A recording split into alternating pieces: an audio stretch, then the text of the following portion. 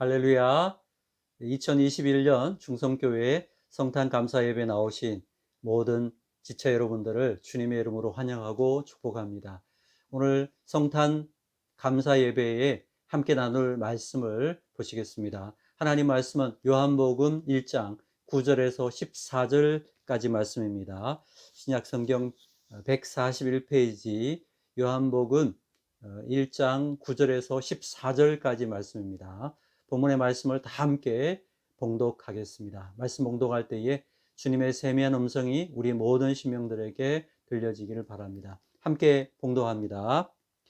참빛 곧 세상에 와서 각 사람에게 비추는 빛이 있었나니 그가 세상에 계셨으며 세상은 그로 말미암아 지은 바 되었으되 세상이 그를 알지 못하였고 자기 땅에 오매 자기 백성이 영접하지 아니하였으나 영접하는 자 곧 그 이름을 믿는 자들에게는 하나님의 자녀가 되는 권세를 주셨으니 이는 혈통으로나 육정으로나 사람의 뜻으로 나지 아니하고 오직 하나님께로부터 난 자들이니라. 말씀이 육신이 되어 우리 가운데 거하시매 우리가 그의 영광을 보니 아버지의 독생자의 영광이요 은혜와 진리가 충만하더라. 아멘. 말씀 나누기 전에 함께 기도드리겠습니다.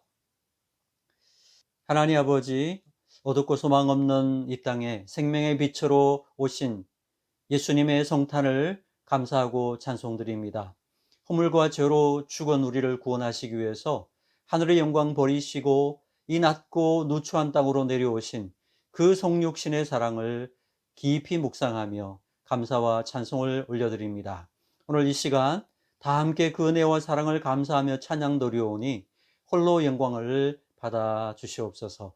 그 첫 번 크리스마스 때 경배했던 목자의 심정을 가지고 멀리서 예물을 가지고 와서 경배했던 동방 박사들의 마음을 가지고 우리들도 주님을 경배합니다. 영광과 찬송을 받으시옵소서.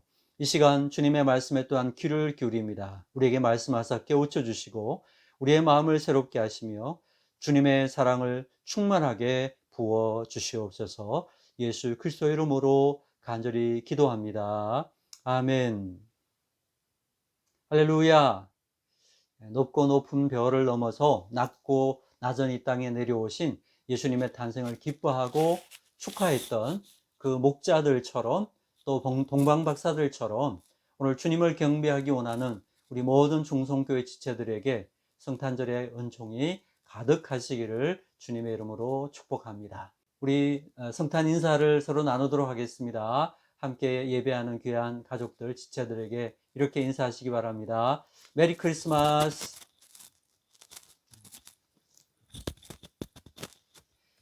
저는 오늘 본문의 말씀 가지고 2021년 성탄 메시지로 성탄절은 사랑이 회복되어야 할 시간이다. 성탄절은 사랑이 회복되어야 할 시간이다 라는 제목으로 하나님 말씀 증거하도록 하겠습니다. 자, 여러분 성탄절 하면 어떤 성경 말씀이 떠오릅니까? 저는 성탄절 하면 요한복음 3장 16절 말씀이 생각납니다. 하나님이 세상을 이처럼 사랑하사 독생자를 주셨으니 하나님이 세상을 이처럼 사랑하사 독생자를 주셨으니 여러분 교회에는 여러 절기가 있지만 대표적인 두 개의 절기가 있다면 그것은 바로 부활절과 또 성탄절이라고 할 수 있습니다. 이 두 절기에는 믿지 않는 사람들도 한 번씩은 교회에 가고 싶은 그런 시간이 된다고 생각합니다. 여러분 부활절은 죽음에서 다시 사신 생명, 그 생명으로 가득 채워지는 시간이라 할 수 있습니다. 그렇다면 성탄절은요?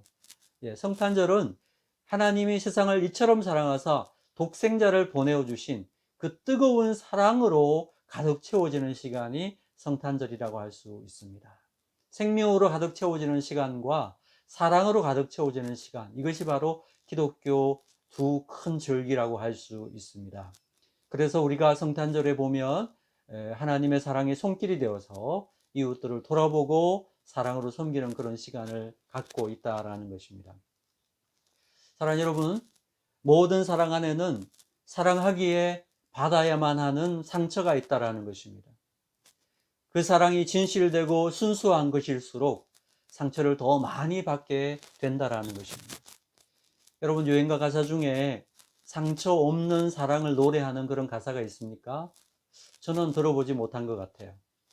유명한 임재범의 노래 중에서 사랑보다 깊은 상처라는 노래가 있죠. 사랑보다 깊은 상처만 준 날, 이제 깨달았어. 후회하고 있다는 걸. 제가 한번 부르고 싶은데 성탄절이라 좀 절제하도록 하겠습니다. 항상 이 사랑이 있는 곳에는 상처가 있다라는 것입니다. 우리가 신앙생활을 하는 것도 마찬가지입니다. 우리의 믿음이 자라가고 우리가 누군가를 사랑하고 헌신하고 희생하는 일에는 반드시 상처가 따른다는 것입니다. 우리가 상처를 받지 않는 방법은 딱 한 가지가 있습니다. 적당한 거리를 두고 살면 된다라는 것입니다. 적당한 거리를 두는 사람은 절대로 상처를 받지 않습니다. 살아가면서 나는 한 번도 상처를 받은 적이 없다, 이렇게 말하는 것은 나는 한 번도 뜨겁게 사랑한 적이 없다, 이 말과 똑같다라는 것입니다.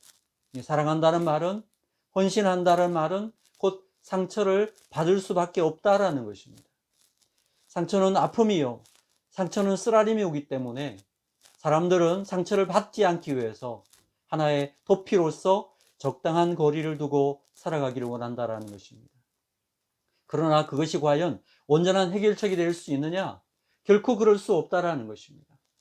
상처를 받지 않기 위해서 적당한 거리를 두게 되면 우리의 마음은 점점 황폐하게 되고 결국 그 마음이 사막처럼 아주 거칠어지고 아주 메마르게 될 수밖에 없다라는 것입니다. 사랑하는 여러분, 우리에게 유일한 해결책을 주시는 분은 오직 예수님밖에 없다는 것을 기억하라는 것입니다. 예수님께 돌아오면, 예수님을 만나면 이런 모든 문제들을 다 극복할 수 있게 되는 줄로 믿습니다. 사랑하는 여러분, 예수님이 누구십니까? 모든 상처를 감내하시고 그 모든 상처를 받으시면서도 결코 사랑하기를 포기하지 않으신 분, 그분이 바로 예수 그리스도이신 것입니다. 자, 오늘 본문 9절을 보시기 바랍니다. 9절 같이 읽겠습니다. 시작. 참빛 곧 세상에 와서 각 사람에게 비추는 빛이 있었나니. 우리는 어두움이기 때문에 스스로 어두운 줄 모른다라는 것입니다. 그래서 빛이신 예수님이 오셨다라는 것입니다. 오셔서 뭘 하셨습니까? 네, 사랑하신 것입니다. 온전히 사랑하셨습니다. 사랑하셨으므로 당연히 상처를 받으셨다는 것입니다. 그러나 그 모든 상처들을 감내하셨다라는 것입니다. 자, 10절을 보겠습니다. 10절 시작. 그가 세상에 계셨으며 세상은 그로 말미암아 지음바 되었으되 세상이 그를 알지 못하였고. 바로 이것이 상처죠. 예수님이 우주 만물을 창조하셨는데 그 창조주가 지금 세상에 오셨는데 아무도 그를 알지 못했다. 상처죠. 여러분, 우리가 그런 말을 하죠.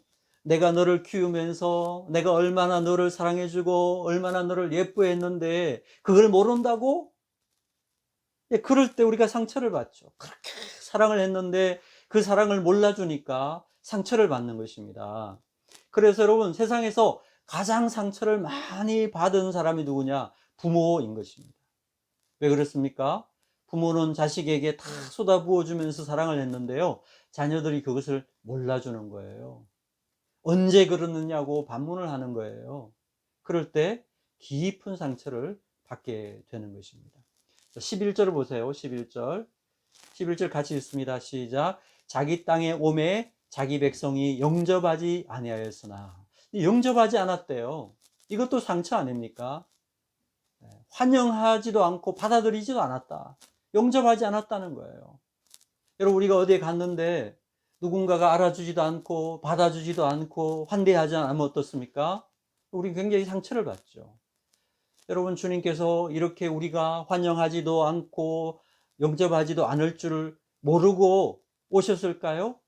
아닙니다. 사람들이 자기를 알아주지도 않고 영접하지도 않고 배척하실 것을 다 하셨다라는 것입니다.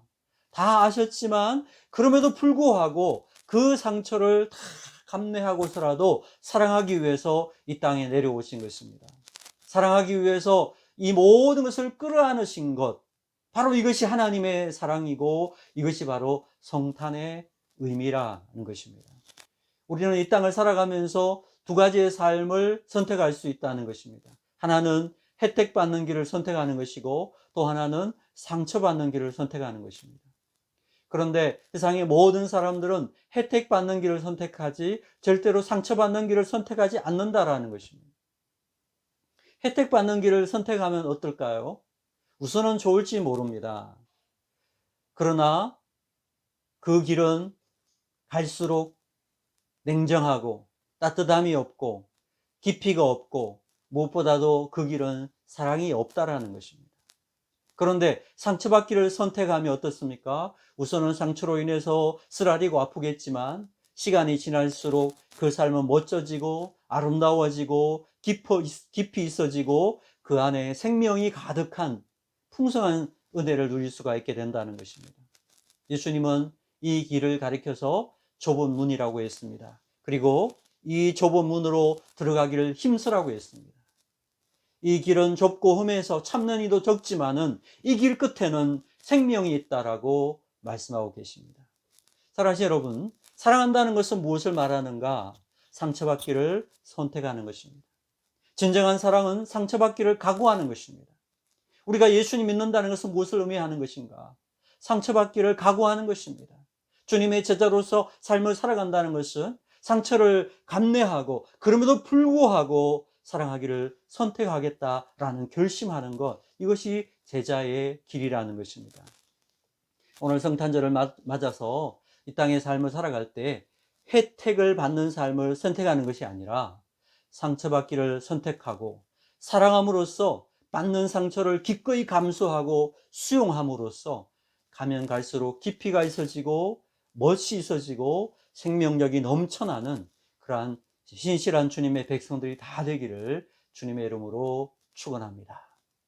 둘째로, 우리가 다른 사람을 사랑하는 것은 그 사람의 태도 때문이 아니라 내가 받은 은혜 때문에 사랑한다라는 것을 기억하라라는 것입니다. 여러분, 우리가 누군가를 사랑하기가 힘든 이유가 무엇일까요? 사랑하다가 받는 실망 때문에 그렇다라는 것입니다. 내가 희생적으로 사랑하고 섬겨주지만 상대방의 태도가 그렇지 않을 때 그 섬김받고 사랑하는 것을 당연히 받는 것처럼 여길 때에 속이 상하게 된다라는 것입니다. 그런데 참된 사랑은 상대방이 어떻게 반응하느냐에 관계없이 사랑하는 것입니다. 그 사랑은 그 사람의 어떤 태도는 상관이 없습니다. 내가 사랑하고 내가 사랑하기를 결정하는 것입니다. 오늘 본문에서도 그것을 보여주고 있습니다. 우리는 원래부터 어둠이었다는 것입니다. 그런데 참피 되신 예수님께서 그냥 세상 이 어둠 가운데 오셨다라는 거예요. 우리가 의논하고 오셨습니까? 아닙니다. 그냥 오신 것입니다. 마찬가지로 하나님의 자녀들인 우리들도 사랑할 때 그 사람의 조건과 반응에 상관없이 그냥 내가 먼저 사랑하는 것이에요. 왜 그렇습니까? 우리가 하나님의 은혜를 충만하게 받았기 때문에 그렇습니다. 하나님께서는 우리의 조건과 우리의 반응에 상관하지 않고 우리를 먼저 사랑하셨다는 것입니다. 로마서 5장 8절에 보니까 우리가 아직 죄인 되었을 때에 그리스도께서 우리를 위하여 죽으심으로 하나님께서 우리에게 대한 자기의 사랑을 확정하셨다라고 말씀하고 있습니다. 우리가 죄인 되었을 때, 우리가 거역하였을 때, 우리가 그 사랑을 알지 못할 때에도 무례하고 상처를 줌에도 불구하고 하나님께서는 우리의 반응과 상관없이 우리를 무조건적으로 뜨겁게 사랑하셨다라는 것입니다. 믿으십니까? 사랑하는 여러분, 우리의 힘으로 사랑하는 일이 얼마나 어려운 일인지 모릅니다. 그래서 특별히 이 사랑하는 일에는요, 하나님의 은혜와 공급하심이 더욱 필요하다라는 것입니다.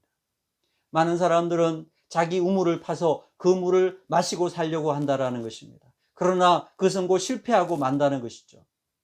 마르지 않은 샘물, 끊임없이 그 속에서 솟아나는 샘물을 마시면서 살아야만 실패하지 않는 것입니다. 자기 힘으로 사랑하면 곧 지치고 넘어질 수밖에 없다라는 것입니다. 그러나 담이 없는 하나님의 사랑을 공급받아서 하는 사랑은 결코 실패하지 않는다는 것입니다. 하나님께서 부어주시는 그 담이 없는 사랑, 한량 없는 사랑으로 사랑해야 된다는 것입니다. 마태복음 18장에 보니까 예수님은 천국의 비유를 이렇게 말씀하셨습니다. 천국은 1만 달란트 빚진 자와 같다라고 말씀하셨습니다. 어떤 사람이 1만 달란트 빚을 졌대요.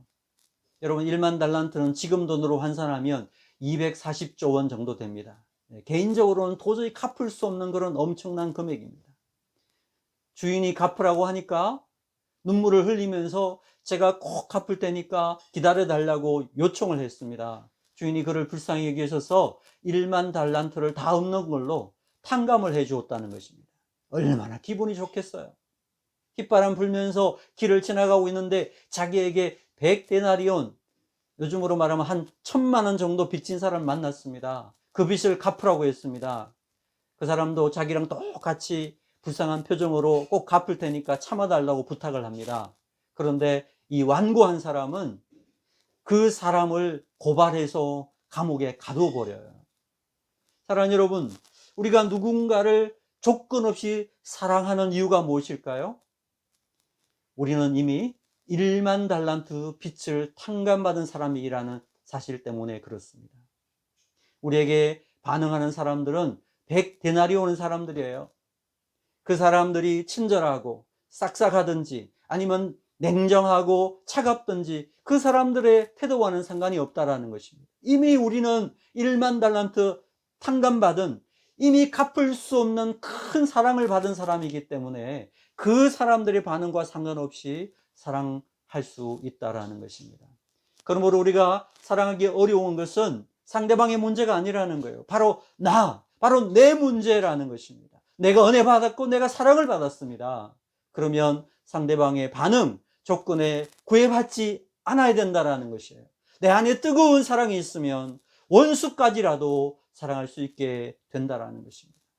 받은 은혜가 크면 사랑하지 못할 사람이 없는 것입니다. 자, 이렇게 사랑이 충만해지고 그러한 사랑으로 사랑하게 되면 어떻게 되는가? 14절을 보시겠습니다. 14절 같이 봉독합니다. 시작. 말씀이 육신이 되어 우리 가운데 거하시매 우리가 그의 영광을 보니 아버지의 독생자의 영광이요 은혜와 진리가 충만하더라. 무엇이 충만해집니까? 은혜와 진리가 충만한 영광스러운 삶으로 성숙되어지고 변화되어진다. 다른 말로 하면 예수님을 더욱 닮아가는 그러한 영광스러움에 이르게 된다라는 것입니다. 자, 성탄절은 하나님의 뜨거운 사랑이 이 땅을 가득 채운 시간입니다. 사랑하기에 받아야만 하는 상처들을 끌어안고 상대방의 조건이나 반응에 상관없이 영원한 사랑으로 사랑하는 시간, 그것이 바로 성탄절인 것입니다. 오늘 성탄절에 우리를 그렇게 사랑하신 하나님의 사랑으로 우리도 서로 뜨겁게 사랑하는 그 예수 그리스도의 가슴이 회복되어지는 귀한 은혜가 있게 되기를 주님의 이름으로 축원합니다. 함께 기도하겠습니다. 하나님 아버지, 조건 없이 우리를 사랑하기 위해 육신을 입고 이 땅에 오신 그 은혜를 감사합니다. 사랑하기에 받아야만 했던 상처와 아픔들을 다 끌어안고 그 크신 사랑으로 변함없이 사랑해 주심에 감사드립니다. 우리 또한 그런 사랑으로 우리의 관계들을 가득 채울 수 있도록 은혜 위에 은혜 부어 주시옵소서. 예수 그리스도 이름으로 축복하며 기도합니다. 아멘.